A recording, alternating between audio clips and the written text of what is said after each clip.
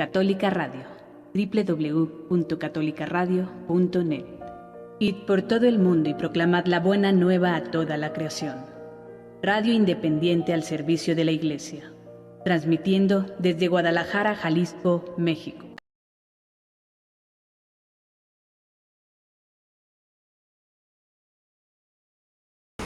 Bienvenidos amigos de Católica Radio a su programa La Historia de la Iglesia, un repaso a nuestra historia familiar, esta historia que todavía continúa, que no ha terminado y de la cual todos somos protagonistas, tú y yo, como miembros de la Iglesia.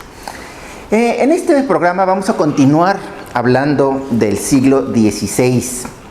Habíamos hablado en la sesión anterior de los hechos, de las situaciones, de la problemática que vivía el mundo y la Iglesia, por lo tanto, durante este siglo.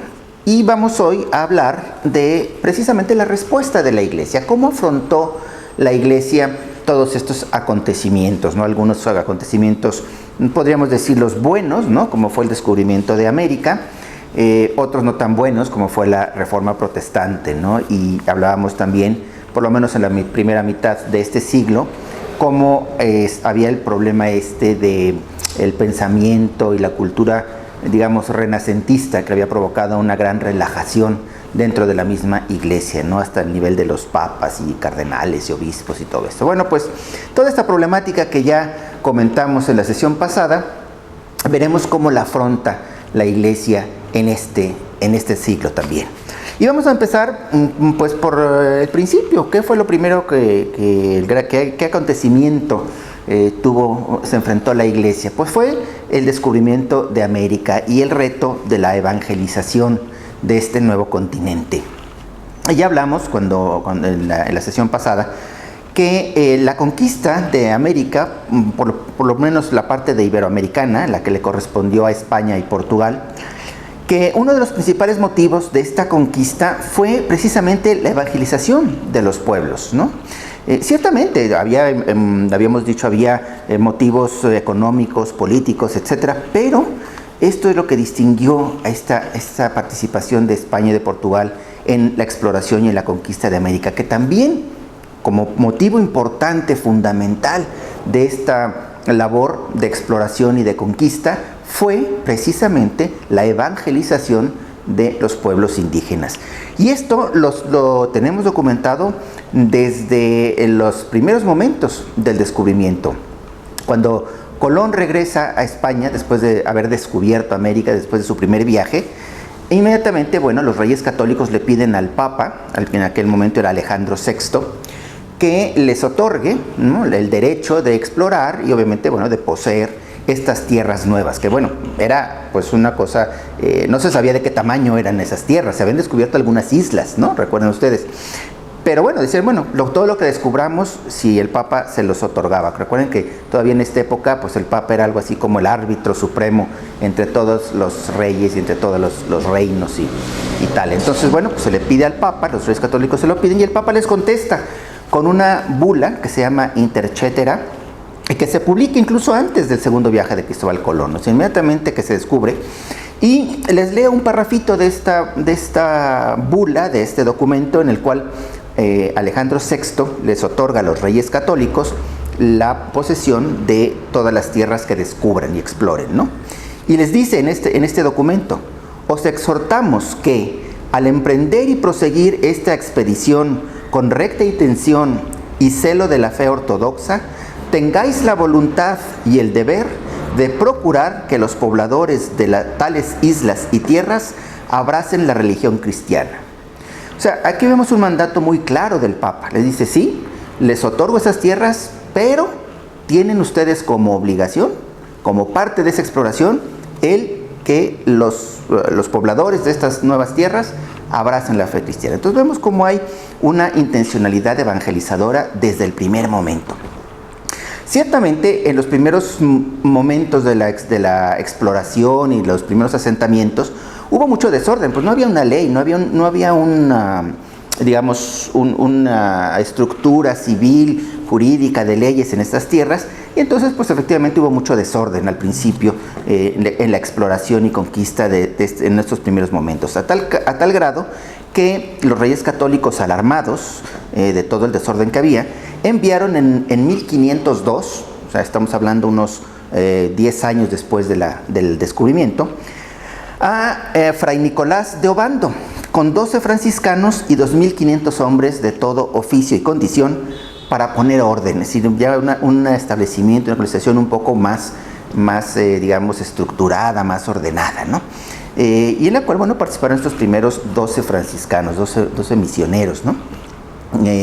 Esto se llevó a cabo, repito, entre ellos venía un franciscano que luego tendrá mucha importancia, que fue Bartolomé de las Casas, Fray Bartolomé de las Casas. Bueno, también podemos ver esta intencionalidad evangelizadora en el testamento de la reina Isabel.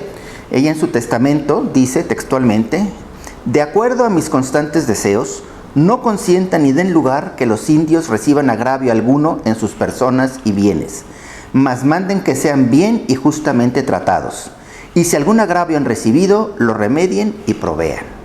Sabemos que esta intencionalidad había, ¿no?, de cuidar a los indígenas, a los pobladores de estas tierras, ¿no?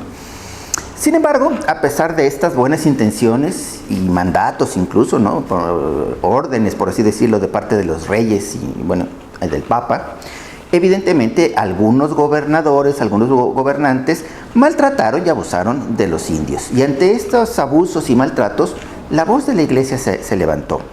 Y desde el principio, ya en el siglo XV, finales del siglo XV, unos franciscanos belgas que ya estaban aquí en estas tierras, Juan de Deule y Juan Tisín, ya denunciaban estos abusos que se cometían en contra de los indígenas a finales del siglo XV. Ya en el siglo XVI, que es el siglo en el que estamos ahora, en 1513, Fray Matías de Paz, un catedrático en la Universidad de Salamanca, o sea, en España, escribe un libro denunciando cómo estos maltratos, estos abusos que cometían algunos de los gobernantes o de los encargados españoles dificultaban la evangelización, ¿no? O sea, era obviamente difícil poder convencer a los indígenas, pues, de que la religión que le traían era buena cuando veían que los maltrataban, ¿no? Entonces, bueno, era ya este Fray Matías de Paz escribe, ¿no?, y dice: oigan, pues no podemos hacer esto así, o sea, no se puede hacer. Más adelante tenemos más gentes. En 1539 el dominico Fray Vicente de Valverde escribe al rey acerca de estos abusos, y en 1541 Fray Toribio de Benavente, pues se le llamaba Motolinía, ustedes han oído hablar de ese nombre, ¿no? Un gran fraile que hizo mucho por los indígenas, los protegió mucho, los educó mucho. Escribe un libro muy importante que se llama Historia de los Indios de la Nueva España, y ahí denuncia algunos abusos de los españoles, pero también defiende a algunos españoles porque el padre Bartolomé de las Casas incluso había difamado a algunos españoles. Ya hablaremos de esto un poquito más adelante, ¿no? Pero bueno, Fray Toribio de Benavente, Motolinía, habla de las dos cosas, ¿no? O sea, no todos los españoles eran buenos, pero tampoco eran tan malos como a veces los pintaba el padre Bartolomé de las Casas. A mediados del siglo, en la Universidad de Salamanca estuvo un dominico muy importante que se llama Francisco de Vitoria, y este hombre fue, este padre, este fraile, es el fundador del derecho internacional. A raíz del descubrimiento de América, él elabora toda una teoría de derecho sobre cómo deben ser las relaciones entre los diferentes pueblos, ¿no?, a nivel legal, etcétera. Y obviamente pues defiende también a los indígenas contra todo tipo de abusos, etcétera, ¿no? Es una persona muy importante que, sin haber venido a América, sin embargo, pues es uno de los elementos importantes en la defensa de los indígenas a través del derecho internacional. Y luego podemos hablar de otras gentes que por lo menos aquí en México conocemos mucho, ¿no? Don Vasco de Quiroga, llamado Tata Vasco, ¿no?, primer obispo de Michoacán, y quien se dedicará también mucho a esta promoción de los indígenas, sobre todo educándolos. Él instituyó algunos colegios ahí en Pátzcuaro, etcétera, en donde pues no solo les enseñaban la religión, sino también les enseñaban oficios y artes, etcétera. Hablaremos de eso ahorita. Entonces, bueno, digamos que la Iglesia fue una defensora de los indígenas cuando hubo abusos contra ellos. Podemos decir que se instituyó parte de la evangelización pues era establecer la jerarquía, los obispos, las diócesis, las parroquias.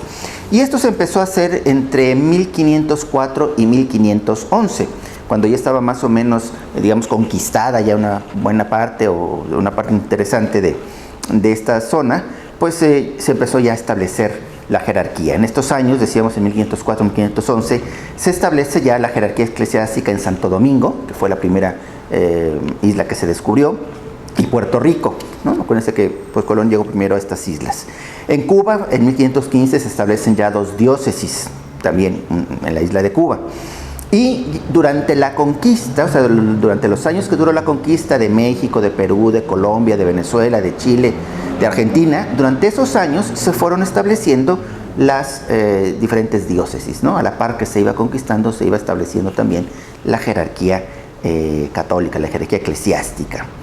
Es interesante ver cómo ya en 1555, es decir, a mitad del siglo, se celebra el primer concilio provincial en México, que tiene mucha influencia, mucha importancia en el resto de la evangelización durante este siglo, ¿no? O sea que podemos decir que ya para mediados del siglo estaba bastante consolidada la iglesia aquí en este continente, ¿no?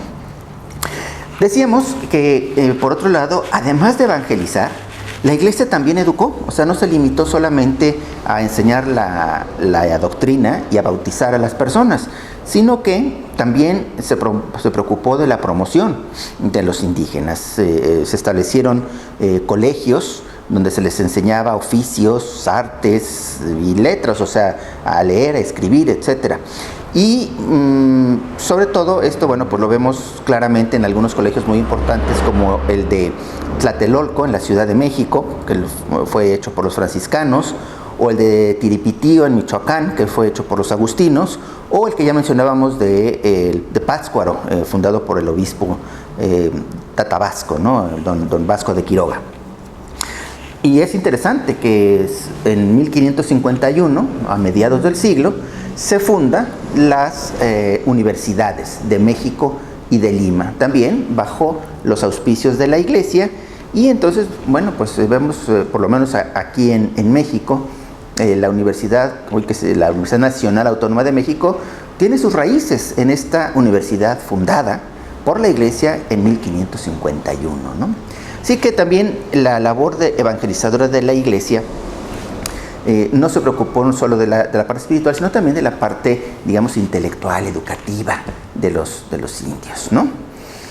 Aquí hubo una cosa interesante. Hubo algunas, al principio, sobre todo al principio del siglo, en el momento del primer choque de estas dos culturas, hubo gentes que un poco, pues digamos, asombrados, pasmados de algunas costumbres realmente inmorales que había entre los indígenas, incluso hasta dudaron si tendrían alma, ¿no? Bueno, obviamente sabemos, ¿no?, que se cometían estos sacrificios humanos, que, bueno, tenían su explicación, pero finalmente, bueno, era una práctica pues inhumana, ¿no? Había también canibalismo en algunos momentos, en algunas sociedades. En algunos momentos también se practicaba la homosexualidad, etcétera. Entonces, ante estas cosas, pues algunos de los que vinieron o de los que se enteraban de estas prácticas, pues decían, oye, a lo mejor estas personas pues no son personas, o sea, son poco más, así decían algunos, poco más que animales dotados de habla, pero nada más. Y no, hubo un gran debate teológico en las universidades en Europa sobre si los indígenas tenían o no alma. Y finalmente fue el Papa Pablo III, con un documento, la bula Sublimis Deus, en 1537, en donde afirma que los indios son hombres libres y que hay que convertirlos por medio de la mansedumbre.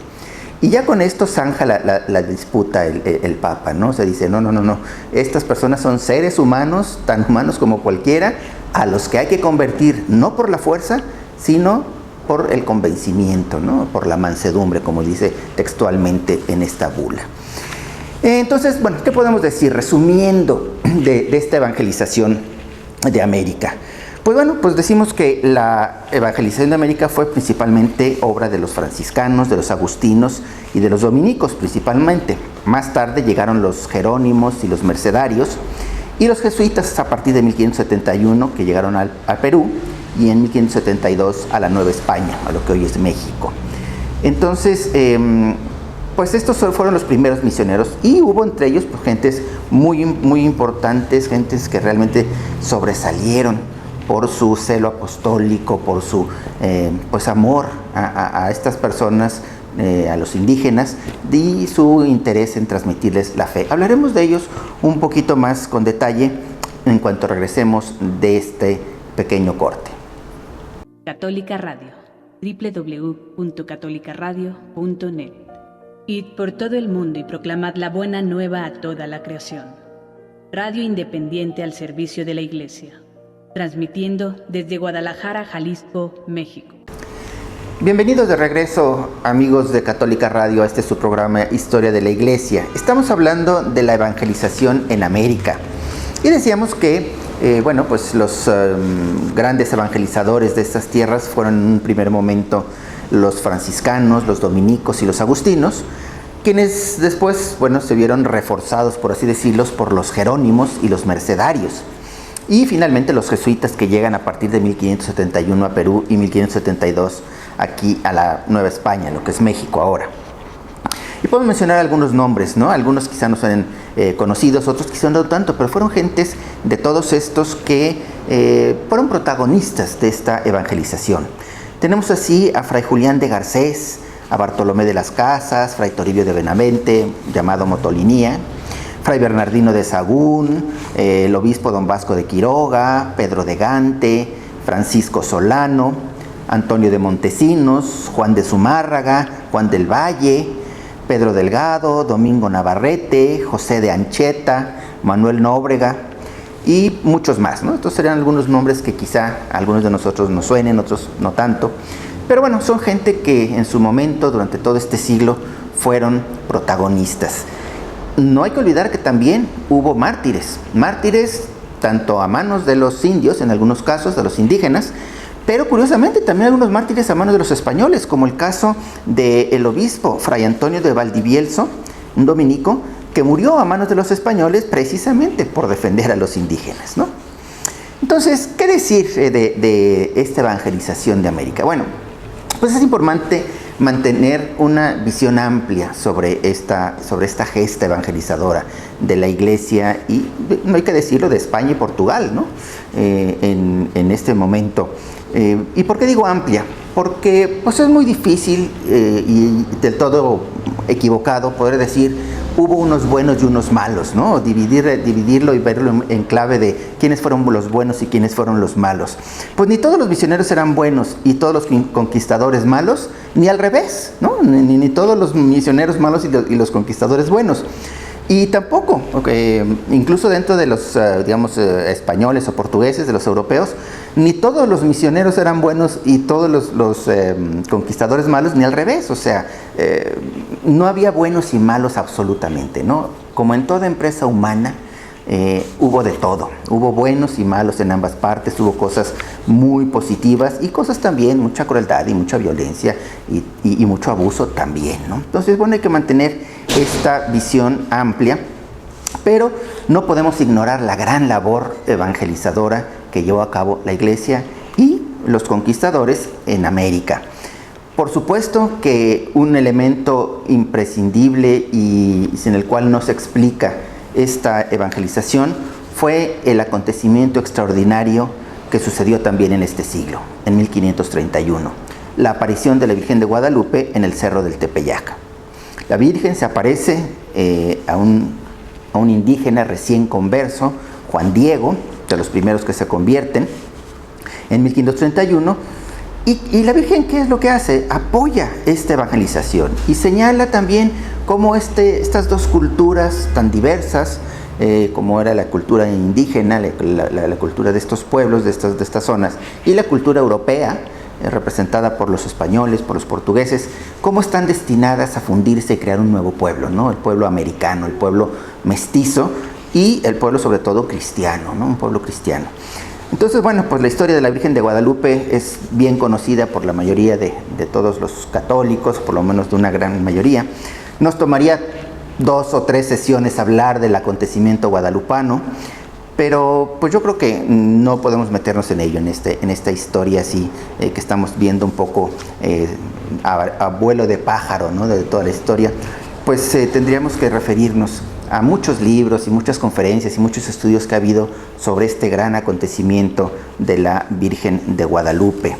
Yo los invito a que los que estén interesados pues recurran a libros especializados o gracias ahora a internet, ¿no? Como ahora, pues hay mucha información sobre este tema de Guadalupe.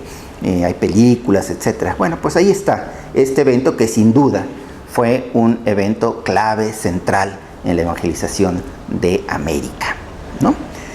Mientras tanto, ¿qué pasaba en Europa? Bueno, pues en Europa hemos hablado de la decadencia en la cual estaba buena parte del clero y por lo tanto, bueno, en muchas partes de Europa también del pueblo cristiano en cuanto a su fe, en cuanto a sus costumbres, etcétera. No hemos hablado de los papas renacentistas, hemos hablado de todo este desorden que había. Era inevitable, se pedía a gritos una reforma. Ya hemos hablado de Lutero, de Martín Lutero, este fraile agustino que inicia una reforma que termina en una escisión de la iglesia dolorosa. Hemos hablado de esto, pero ¿cómo responde la iglesia ante esta situación? Se convocó entre los años 1512 y 1517 bajo el Papa León X, se convocó un concilio, el Quinto Concilio de Letrán. Y lo que más hizo este concilio fue condenar la teoría del conciliarismo. ¿Se acuerdan que desde el finales del XIV y sobre todo en el siglo XV, había esta idea de que el concilio estaba por encima del Papa, ¿no? Y que un concilio podía deponer un Papa, etcétera. Bien.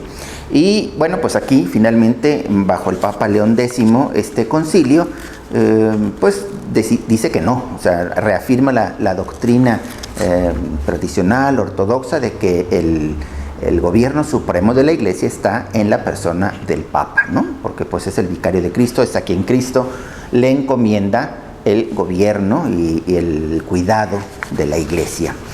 Y en este concilio también se habló muchísimo de la reforma, o sea, no es que la gente no estuviera consciente de que se necesitaba una reforma, y se habló mucho, pero la verdad es que el fruto de este concilio en cuanto a reforma de la iglesia fue muy pobre, o sea, no cambió prácticamente nada, ¿no? Finalmente, años más adelante, la iglesia convoca el Concilio de Trento, el famoso Concilio de Trento, que tuvo lugar durante un periodo muy largo, desde 1545, que es convocado, hasta 1563, que es cuando termina. Y se desarrolló bajo 3 papas. Durante todo este tiempo, entre el 45 y el 63, hubo 3 papas. Pablo III, que es quien convoca el concilio, Julio III y Pío IV, que es quien lo concluye. ¿Cuál era el fin de este concilio?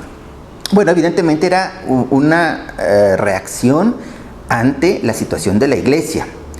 No, también un elemento importante que influyó fue desde luego pues la Reforma Protestante, es decir, la separación de buena parte de la Europa de Roma, de la autoridad del Papa, sobre todo de la doctrina ortodoxa de la iglesia, la doctrina verdadera.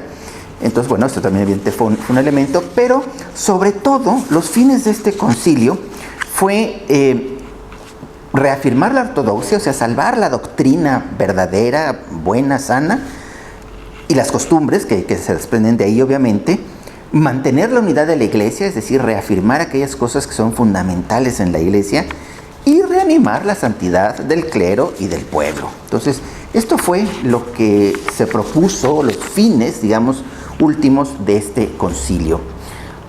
Este concilio, pues, duró tanto porque hubo 3 etapas. Hubo 3 etapas. La primera etapa se desarrolló de 1545 a 1547. Después hubo ahí un periodo de espera y se reanudó el concilio en 1551 y terminó esta segunda etapa en 1552, o sea, duró un año prácticamente. Y luego pasaron prácticamente 9 años, ¿sí?, hasta que se volvió a retomar en 1561 y terminó en 1563, o sea, 2 años más. Pero sí, todo el concilio en su totalidad pues duró desde el 45 hasta el 63. Y estos decretos conciliares, todo lo que escribió y decretó el concilio, fue aprobado por el Papa Pío IV con la bula Benedictus Deus, bendito Dios, de 1564. O sea, un año después el Papa pues ya le dio el sello final, digamos, la aprobación a todos los decretos, a todos los escritos que produjo este concilio. ¿Qué fueron? Este concilio, ¿qué hizo? Bueno, pues por un lado decíamos que reafirmó la ortodoxia. ¿Qué fue lo que reafirmó este concilio? Pues doctrinas muy importantes que pues seguimos creyendo en ellas, seguimos firmes en la fe de estas verdades reveladas, pues gracias a este concilio, ¿no? Por ejemplo, las fuentes de la revelación. ¿Cuáles son las fuentes de la revelación? ¿Cómo sabemos lo que Dios ha querido para el hombre, para su iglesia, para toda la humanidad? Pues la Biblia, como primer lugar, pero también la tradición de la iglesia, es decir, lo que la iglesia ha recibido de palabra y que se ha transmitido de forma autorizada de generación en generación, y finalmente todo esto interpretado por el magisterio, por la enseñanza de la iglesia, del Papa en primer lugar, pero también de los obispos en comunión con el Papa. Entonces nosotros, los católicos, reafirmamos desde el Concilio de Trento que para nosotros Dios se comunica a través de estos tres medios: la Biblia, la tradición y el magisterio. Mientras que los protestantes, Lutero decía que era solo la Biblia, ¿se acuerdan, no? Cuando hablamos de los puntos que decía Lutero. Por otro lado, también estableció este concilio, o no es que estableció, sino que reafirmó, ¿sí?, la lista de los libros de la Biblia. Los protestantes, desde Lutero, ellos quitaron algunos libros de la Biblia. Le quitaron en concreto 7 libros del Antiguo Testamento, ¿no? Entonces, bueno, el Concilio de Trento dice, no, la Biblia completa incluye estos libros y nos da la lista. No es la primera lista que hay. La lista de libros de la Iglesia lo tenemos desde el siglo IV, el primer dato que tenemos. Pero en el Concilio de Trento, pues hubo que reafirmarla.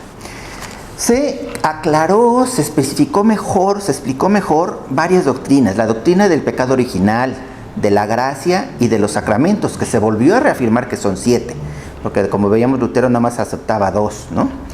Afirmó también que este concilio, que la fe en Jesucristo es lo que salva, pero que las obras buenas también son necesarias. En contra de Lutero, que decía solamente la fe salvaba y que las obras no tenían nada que ver. Aclaró también la doctrina sobre las indulgencias, que había sido, ¿se acuerdan?, el punto inicial de la protesta de Lutero. Bueno, pues aclaró este concilio que las indulgencias, claro que son válidas, claro que son buenas, y cuál era realmente la forma de aplicarlas, de vivirlas, de toda la doctrina de las indulgencias, ¿no? También habló sobre el culto de los santos, otra cosa que negaba o que impugnaba Lutero y los protestantes, el celibato de los sacerdotes, de los religiosos, en concreto, pues, el valor de la vida religiosa, ¿no?, y la existencia del purgatorio, ¿sí? Entonces, todas estas son las doctrinas claves que el Concilio de Trento volvió a, por así decirlo, a hacer brillar, a reafirmar y explicar con mayor claridad. Y todo esto se resumió, mucho de esto, en lo que se llamó el Catecismo Romano, que se publicó a raíz de este concilio y que se publicó precisamente para ayudar a los párrocos en su predicación y para que la usaran como una herramienta para la enseñanza del catecismo a los niños, ¿no? Bien, pues gran concilio, el Concilio de Trento. Seguiremos hablando de él porque hay algunos puntos interesantes todavía de qué pasó con este concilio en cuanto regresemos de este corte. Católica Radio, www.catolicaradio.net. Id por todo el mundo y proclamad la buena nueva a toda la creación. Radio independiente al servicio de la Iglesia, transmitiendo desde Guadalajara, Jalisco, México. Estamos de regreso aquí en su programa La Historia de la Iglesia de Católica Radio y estamos hablando del siglo XVI, de la respuesta de la Iglesia ante las situaciones y problemas que había en ese siglo. Estamos hablando del Concilio de Trento y ¿qué pasó con este concilio una vez que terminó? Bueno, pues gracias a Dios y al Espíritu Santo, los papas, tanto a los que les tocó el concilio como los posteriores, los que lo siguieron, aplicaron el concilio, reorganizaron la iglesia instituyeron seminarios y universidades. Incluso hasta físicamente la iglesia quedó renovada. Podemos decir que la cúpula de la Basílica de San Pedro, la que hoy vemos ahí en el Vaticano, se acabó en el 1590, ¿no? Después del Concilio de Trento. Y los jubileos de 1575 y 1600 tuvieron un gran éxito, ¿no? Estos años jubilares que celebra la iglesia cada 25 años. ¿Cómo se aplicó el concilio después? Bueno, la aplicación del concilio en los países católicos, porque recuerden que, bueno, ya a estas alturas había países católicos y países protestantes, ¿no? Sobre todo el norte de Europa, Alemania y por ahí. ¿Cómo se aplicó? Pues dependió mucho de la voluntad de los reyes, de los gobernantes de estos países. Por ejemplo, en España, Felipe II acogió inmediatamente el concilio y lo aplicó en todos los áreas que estaban bajo su mando, bajo su soberanía. Esto incluyó obviamente América, ¿no? En Alemania se aplicó, pero algunos no en todos y no completamente, porque por ejemplo les hubiera gustado en Alemania, ya desde entonces estaba que les hubiera gustado que hubiera quedado aprobado el matrimonio para los sacerdotes, cosa que no quedó evidentemente como hasta la fecha. Y en Francia, por el contrario, se consideró que el concilio atentaba contra el poder real, así que los reyes negaron su publicación y tardó bastantes más años en que los decretos y lo que el concilio mandaba se aplicara en Francia. Entonces, bueno, fue desigual la aplicación del concilio, no fue en todos igualito. Pero finalmente, bueno, pues el Concilio de Trento imprimió un nuevo rumbo a la iglesia, afirmó la doctrina, la sana doctrina, y sobre todo devolvió al pueblo la confianza en sus pastores. Desde el Concilio de Trento, el obispo y el párroco tienen que vivir cerca del pueblo. El obispo tiene que vivir en su diócesis, el párroco tiene que vivir en su parroquia, ¿no? Cosa que no sucedía antes, como ya lo habíamos comentado. Bien, pues esto es lo que podemos comentar del Concilio de Trento, pero no acabó ahí la labor de la iglesia en este siglo. Surgieron nuevas órdenes, nuevos grupos religiosos en estos años también pues, podemos decirlo, turbulentos, ¿no? Que fue el siglo XV.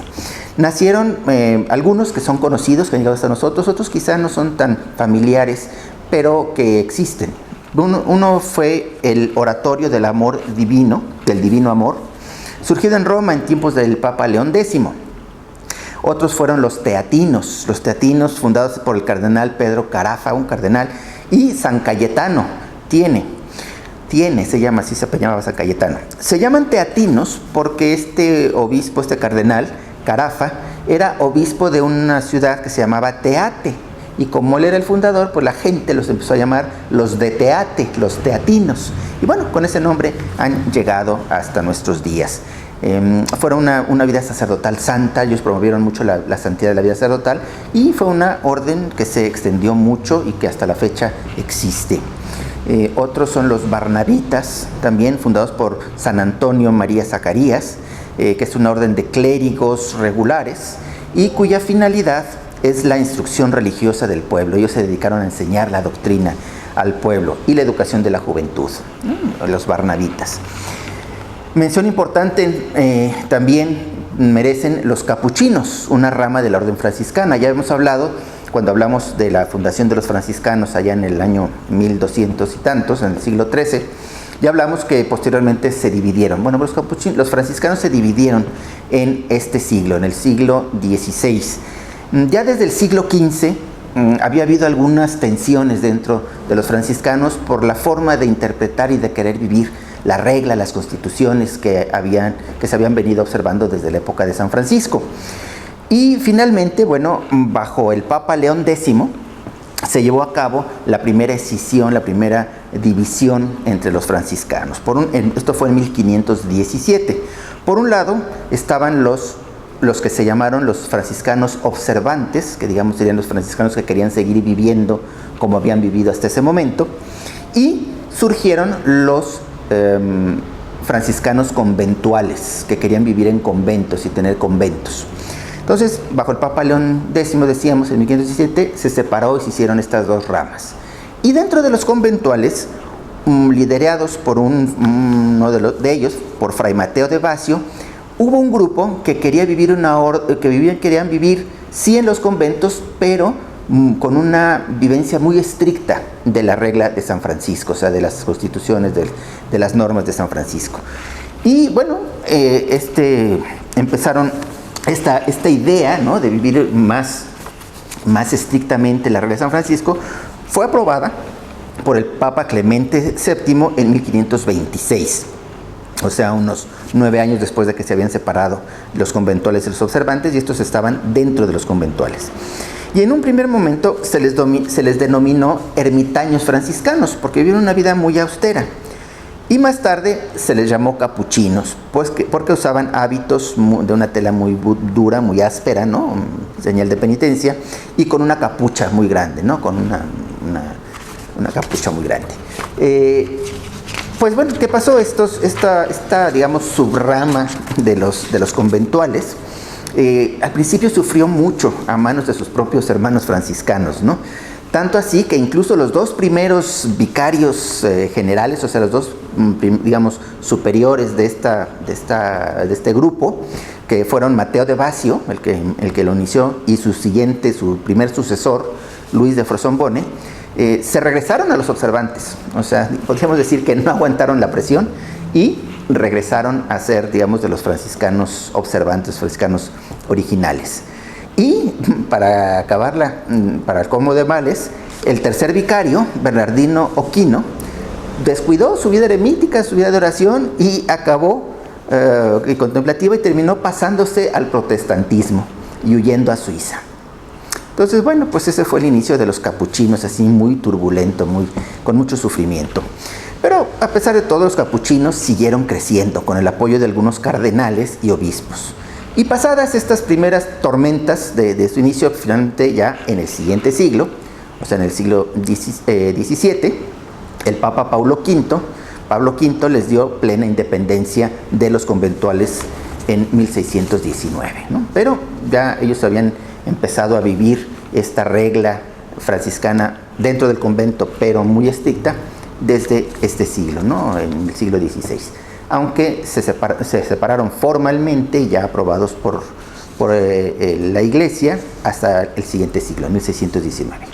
Además de estos, ¿qué más hubo? Bueno, pues hubo más órdenes. Están, desde luego, las Ursulinas, las monjas ursulinas fundadas por Santa Ángela de Merici en 1537, que se dedican a la educación de las mujeres, de las niñas, y que, bueno, pues hasta la fecha han sido grandes educadoras y todavía tienen, pues, colegios, ¿no? Se dedican a la educación de las mujeres, ¿no?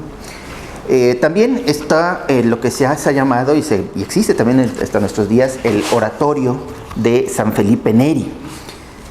San Felipe Neri funda este grupo en 1563, y ese grupo eran sacerdotes y laicos que, sin tener una estructura formal ni unas constituciones, simplemente se reúnen para rezar, cantar, comentar la escritura, estudiar la historia de la Iglesia, y se ponen al servicio de enfermos y peregrinos, ¿sí? Entonces, bueno, pues este oratorio de San Felipe Neri todavía subsiste hasta nuestros días, todavía existe. Y bueno, no podemos cerrar este tema de hablar de las nuevas órdenes que surgen en este siglo sin hablar de los jesuitas, ¿no? Los jesuitas merecen, pues, un comentario aparte, ¿no? Fundadas por San Ignacio de Loyola y aprobados por el Papa Pablo VI en 1540, fueron la orden, la gran defensora de la Iglesia contra el protestantismo, y gracias a ellos, en gran medida, el Concilio de Trento dio frutos. O sea, ellos fueron los grandes impulsores de poner en práctica y de llevar adelante los decretos, las indicaciones, las directrices del Concilio de Trento.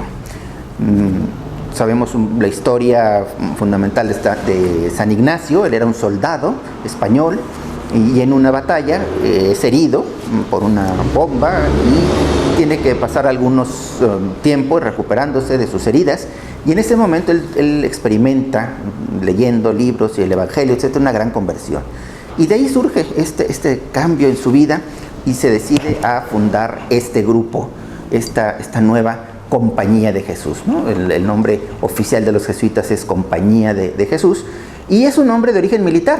O sea, en época de San Francisco, una compañía era un grupo, una unidad de soldados del ejército. Y eso es lo que San Ignacio quiere poner a las órdenes del Papa, un ejército en manos del Papa, un ejército de sacerdotes, no un ejército militar para pelear, pero sí un ejército a las órdenes del Papa. Con el lema de los jesuitas, para la mayor gloria de Dios. Su fin es ser un ejército a las órdenes del Papa para la defensa y explicación de la doctrina católica.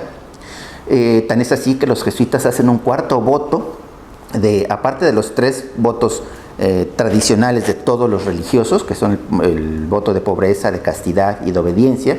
Además de estos, los jesuitas hacen un cuarto voto, en los cuales ellos prometen una fidelidad absoluta, una obediencia rigurosa al Papa, ¿no? Y esto es una cosa que los caracteriza. Así que esta es pues la gran orden que surge en el siglo XVI. ¿Cuáles son los medios que usan los jesuitas para llevar a cabo esta defensa o esta promoción de la fe cristiana y la enseñanza de la doctrina? Pues sobre todo los ejercicios espirituales escritos por San Ignacio y que, como dice por ahí algún autor, han hecho más santos en el mundo que letras tienen los ejercicios, ¿no? O sea, realmente ha sido una herramienta extraordinaria que nos dejan los jesuitas, San Ignacio en este caso, a toda la iglesia, ¿no? Los famosos ejercicios espirituales de San Ignacio. Y desde luego su labor educativa, la enseñanza en las universidades y colegios. Son también grandes misioneros. Recordemos que el siglo XVI empieza la etapa, digamos, misionera fuera de Europa, de la iglesia, ¿no? Y tenemos pues, misioneros ilustres como San Francisco Javier en el Japón, ¿no? Por ejemplo, ¿no? Así que también fueron grandes misioneros, las misiones. Y desde luego, pues todo el tema de la enseñanza, la educación, el diálogo con la cultura y en general la pastoral en general, ¿no? El cuidado de las almas, el cuidado de los pueblos, y así, bueno, pues hicieron cargos de parroquias, etcétera, ¿no? O sea, entonces, bueno, pues es la gran aportación en cuanto a órdenes religiosas que recibe el siglo XVI, los jesuitas, y que durante todos estos siglos, pues continuarán esta gran labor en favor de la iglesia, en favor de la fe.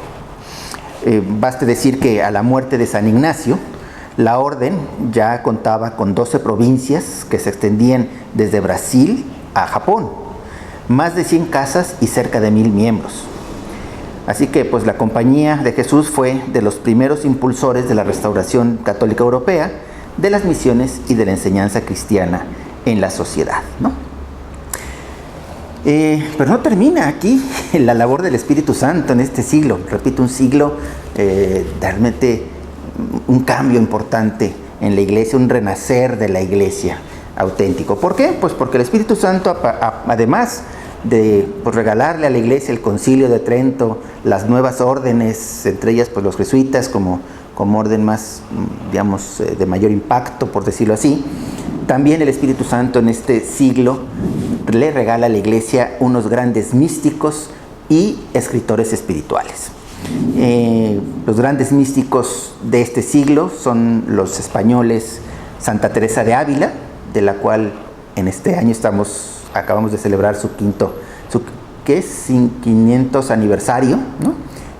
O ha sido el año teresiano, jubilar teresiano, etcétera. Pues es esta mujer, Santa Teresa de Ávila, de la ciudad de Ávila de España, carmelita, y también su compañero de hábito, San Juan de la Cruz, el otro carmelita, el otro gran místico. Son las dos figuras de la mística del siglo XVI, que nos han legado pues unos tratados de lo que es la vida espiritual, el camino que recorre el alma en este acercamiento hacia Dios, pues que siguen siendo grandes luces y grandes faros en la espiritualidad católica.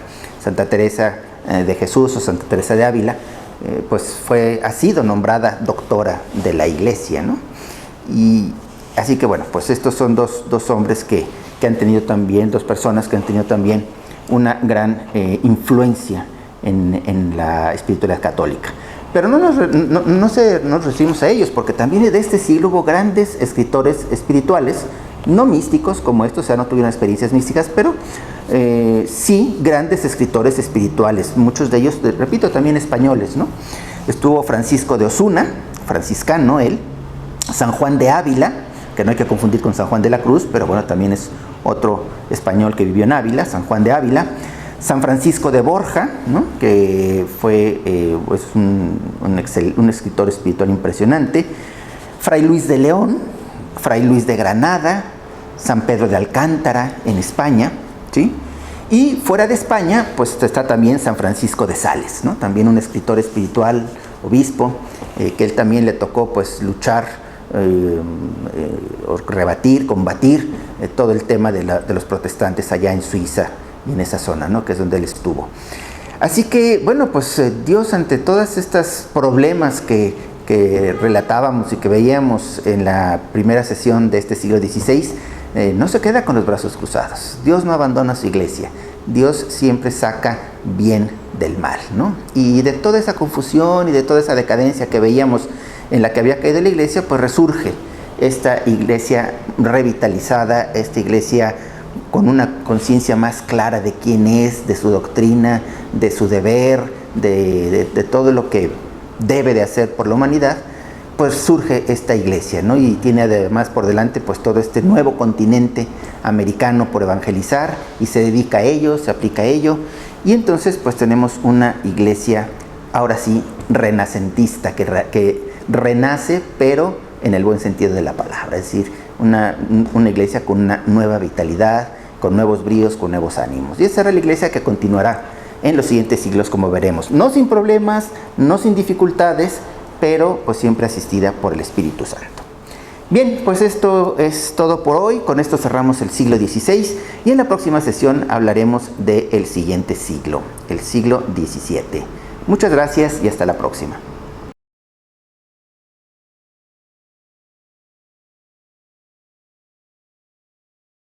Católica Radio, www.catolicaradio.net. Id por todo el mundo y proclamad la buena nueva a toda la creación. Radio independiente al servicio de la Iglesia, transmitiendo desde Guadalajara, Jalisco, México.